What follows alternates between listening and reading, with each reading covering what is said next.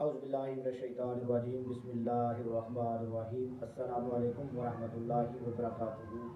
آپ کا host and دوست ڈاکٹر محمد طیب آپ کی خدمت میں حاضر ہے۔ آج ہم بات کریں گے ولادت کے پہلے مرحلے کی physiology of the first stage of labour, وقت کا دورانیہ، ڈیوریشن۔ اس مرحلے کے دورانیے کا انحصار مختلف وجود پر ہوتا ہے۔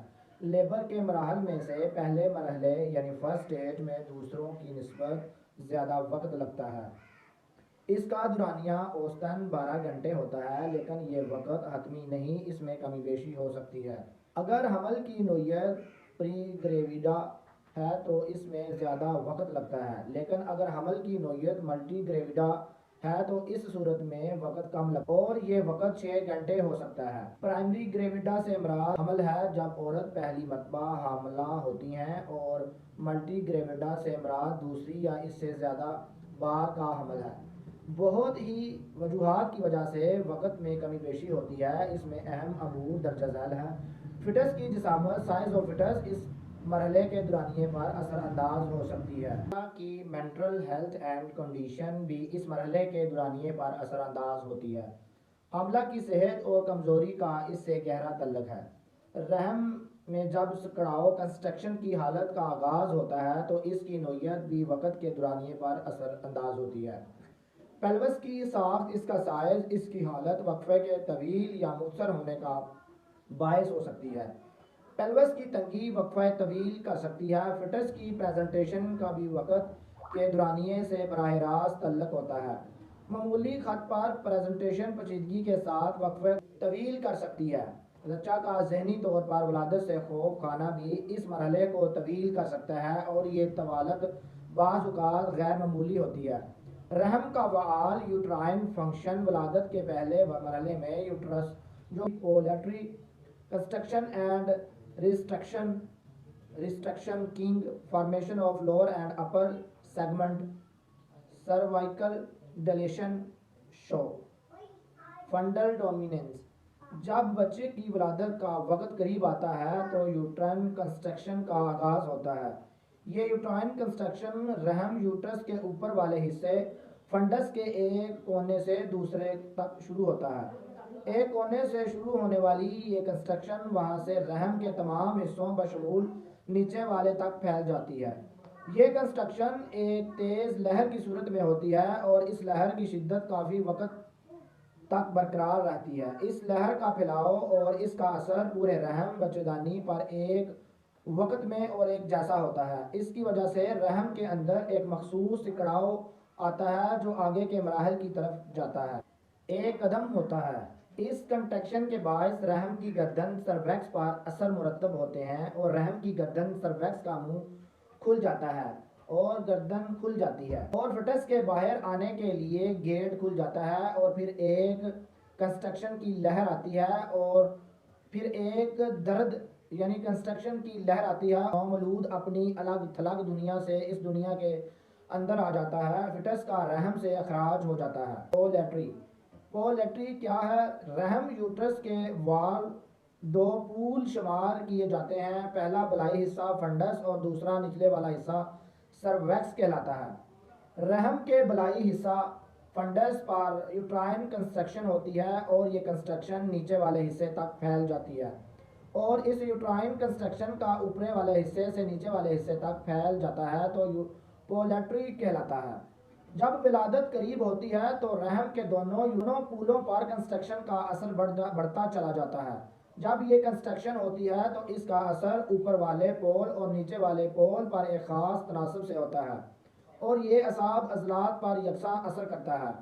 ان دونوں پولوں کا اس عمل پر ایک اہم کردار ہے، جس کو نبھانے کے لیے یہ آپس میں مطابقت قائم رکھتے ہیں۔ ان کے سکڑنے کے عمل کو دیکھیں تو اوپر والا پول ایک شدت کے ساتھ سکڑتا ہے، کنٹریکٹ ہوتا ہے، اور اس کے سکڑنے کا یہ عمل اندر کے رخ ریٹریکٹ ہے، لیکن جب اس عمل میں نیچے والا پول آسانی سے سکڑتا ہے تو اس کا عمل باہر کی طرف ہوتا ہے، اور عمل میں جنین اخراج کا راستہ فراہم کرنے کے لیے سکڑتا ہے، اور یوں یہ عمل باہمی مطابقت کی وجہ سے تکمیل کو پہنچتا ہے، حتیٰ کہ دنیا میں نئے مہمان کی آمد ہو جاتی ہے۔ کنسٹرکشن اینڈ ریسٹرکشن مذکورہ بالا دونوں ولادت سے قبل رحم میں پیدا ہونے والے سکڑاؤ کے عمل کا ہی حصہ ہے۔ رحم کے عضلات اور اس دوران اپنا مخصوص فعل سر انجام دیتے ہیں۔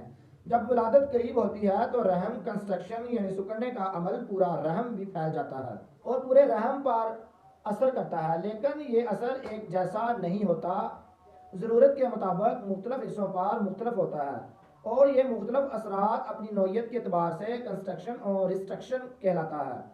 جب لیبر کا آغاز ہوتا ہے تو کنسٹرکشن کا عمل جو ایک لہر کی شکل میں ہوتا ہے 15 سے 20 منٹ کے بعد ہوتا ہے، اور اس کا دورانیہ 1/2 منٹ ہوتا ہے۔ جب اس کنسٹرکشن کے عمل کا آغاز ہوتا ہے تو شروع میں یہ لہر کمزور ہوتی ہے اور اس کے درد کی نوعیت کم ہوتی ہے۔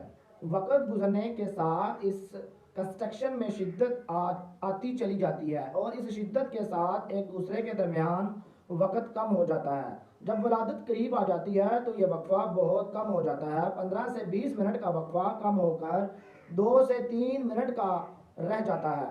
دورانیہ 1/2 منٹ سے بڑھ کر تقریباً 1 منٹ ہو جاتا ہے۔ اس موقع پر یہ لہر بہت شدت ہوتی ہے جو کہ حتمی طور پر فٹس کے اخراج میں مدد دیتی ہے۔ ثابت ہوا کہ کنسٹرکشن اور ریسٹرکشن کا عمل جو کہ ایک خاص باہمی ربط سے ہوتا ہے، فٹس کے اخراج کے لیے ہونے والا ایک عمل ہے جو بتدریج بڑھتا اور اختتام پذیر ہوتا ہے۔ Formation of super and lower uterine segment, یہ پیدائش کے مرحلے میں رحم یعنی یوٹرس عام حالات سے مختلف نوعیت کے افعال سر انجام دیتا ہے۔ جیسا کہ پہلے بھی ذکر ہو چکا ہے کہ اس کو 2 پول شمار کیا جاتا ہے، اور اوپر والا فٹس اور نیچے والا سرویکس۔ اس طرح اگر اس کی ساخت کا اناٹومیکلی جائزہ لیں تو پیدائش کے قریب اس کے عمل کی بدولت اس کو 2 سیگمنٹ میں تقسیم کیا جا سکتا ہے۔ بلائی اور زیری بلائی سیگمنٹ یا رحم کا اوپر والا حصہ کنسٹرکشن کا شدید اثر اس کے تحت ہوتا ہے، اور اس اثر کا عمل یہ یا سیگمنٹ موٹا ہو جاتا ہے۔ یہ بھی فٹس کے اخراج کے ضرورت کے تحت ہوتا ہے، اور اس کی زیری سیگمنٹ پتلا ہو جاتا ہے کیونکہ یہ ڈلٹیشن کے عمل ریسٹرکشن رنگ۔ جب عمل زچگی یا لیبر کا آغاز ہوتا ہے تو بہت سے امور اپنی اپنی جگہ پر انجام پاتے ہیں تاکہ ولادت کی تیاری مکمل ہو سکے۔ اس میں ایک ریسٹرکشن رنگ ہے۔ جب دیگر امور سر انجام پاتے ہیں تو بلائی اور زیری سیگمنٹ کے درمیان ایک دائرہ نما رنگ بن جاتا ہے اور سننے والا رنگ ریٹریکشن رنگ کہلاتا ہے۔ اس ریٹریکشن رنگ کے فعل سے فٹس کو نیچے آنے میں مدد ملتی ہے۔ جب اپنے عمل کے مطابق رحم کے دونوں پول یا سیگمنٹ میں ریسٹرکشن اور کنسٹرکشن یا ریسٹرکشن رنگ اس کے زیر اثر بتدریج اوپر اٹھتا ہے تو فٹس نیچے آتا ہے۔ جب اس طرح فٹس کو نیچے آنے میں مدد ملتی ہے، اگلے مرحلے میں جب رحم کا منہ کھل جاتا ہے اور فٹس کے اخراج کا راستہ بن جاتا ہے تب یہ رنگ دوبارہ اوپر نہیں اٹھتا۔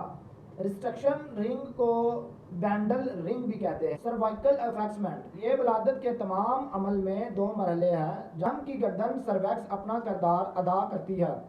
لیبر کے خاص مرحلہ سرویکس کے ارد گرد موجود فائبر مسل رحم کی گردن سرویکس کو بلائی سیگمنٹ کے سکڑنے پر اوپر کی جانب کھینچتے ہیں، اور اس اوپر کی جانب کھنچاؤ کے نتیجے میں سرویکس زیر سیگمنٹ جا ملتی ہے۔ اس کے بعد سرویکس کے کھلنے کا مرحلہ آتا ہے اور وہ کھل کر راستہ بنا دیتی ہے۔ اندرونی مقام او ایس کھل جاتا ہے اور فٹس کو باہر آنے میں کوئی دقت پیش نہیں آتی۔ سروائکل ڈلٹیشن، یہ عمل فٹس کو اس دنیا میں لانے کے عمل کے حصے میں سرویکس کا کردار ہے، جس کا اس سے قبل بھی ذکر ہو چکا ہے کہ اس سے مراد رحم کی گردن سرویکس کا پھیلنا یا کھلنا ہوتا ہے۔ رحم کی گردن یا نیچے والے حصے سرویکس کا منہ ایک ولادت کے وقت مناسب حد تک کھل جاتا ہے یا پھیل جاتا ہے۔ اس کے پھیلاؤ اس حد تک ہوتا ہے کہ فٹس کا سر فٹل ہیڈ یا بآسانی باہر آ سکے، اور اس کے لیے سرویکس کا منہ او ایس کھلتا ہے، اور او ایس کا کھلنا ہی ڈلٹیشن سرویکس ہے۔ بوقت پیدائش O S of cervix 10 centimetre تک کھل جاتا ہے۔ اس کھلنے کے عمل میں کنسٹرکشن اور ریسٹرکشن کے عمل کا بہت حصہ ہوتا ہے۔ اس کے علاوہ چند دیگر امور بھی اس میں حصہ لیتے ہیں۔ دیگر امور میں رحم کے اندر موجود خاص فلوئڈ کی تھیلی کا پھٹنا شامل ہے۔ جب یہ تھیلی پھٹتی ہے تو فلوئڈ کے اخراج سے او ایس پر دباؤ آتا ہے اور وہ کھلتا ہے۔ جب فٹس کا سر باہر نیچے آتا ہے تو اس کے دباؤ اور وزن سے بھی او ایس پر اثر پڑتا ہے۔ مذکورہ بالا تمام امور کو سرویکسل ڈلٹیشن کا باعث بنتے ہیں اور ایک ننھا مہمان چلا جاتا ہے۔ شو ایک خاص نشانی یا علامت ہے جو لیبر سے تعلق رکھتی ہے۔ جب استقرار حمل ہوتا ہے تو رحم کے نچلے حصے پر سرویکس مضبوطی سے بند ہو جاتا ہے اور وہاں کی حالت سروائیکل پلگ کی ہوتی ہے جو کھلتی نہیں، لیکن جب لیبر کا عمل شروع ہو جاتا ہے تو ایک خاص وقت پر سروائیکل ڈلٹیشن ہوتا ہے، یعنی رحم کا منہ کھلنے لگتا ہے۔ اس کے بعد ولادت کے قریب ایک خون آلودہ مواد بلڈ اینڈ موسائڈ کا اخراج ہوتا ہے۔ یہ خون آلودہ رطوبت کا اخراج کی علامت شو کہلاتی ہے۔ شو کی علامت یا نشانی خون کے دھبوں پر مشتمل ہوتی ہے۔ اس صاف اور چمکدار خون نہیں ہوتا، زیادہ مقدار ہوتی ہے۔ اگر خون زیادہ ہو اور صاف چمکدار ہو تو شو کی علامت نہیں ہوتی۔ کسی دوسرے اب نارملٹی کا زیادہ مقدار میں خون کا اخراج فرینک بلیڈنگ کہلاتا ہے۔ شو کی علامت کے نتیجے میں خارج ہونے والا خون ڈیسیڈووا کے حصہ پریٹل ڈیسیڈووا کے مقام پر خون کی ارکو شاٹ سے کیپلری کے پھٹ جانے سے کورون سے الگ ہونے کی وجہ آتا ہے۔ اس شو کی علامت کے بعد پہلا مرحلہ تقریباً اختتام کو پہنچ جاتا ہے اور دوسرا مرحلے کے آغاز کی علامات کا ظہور ہوتا ہے۔ شکریہ ہمارا یوٹیوب چینل دیکھنے کے لیے۔ ڈاکٹر محمد طیب کو اجازت دیجیے۔ اللہ حافظ۔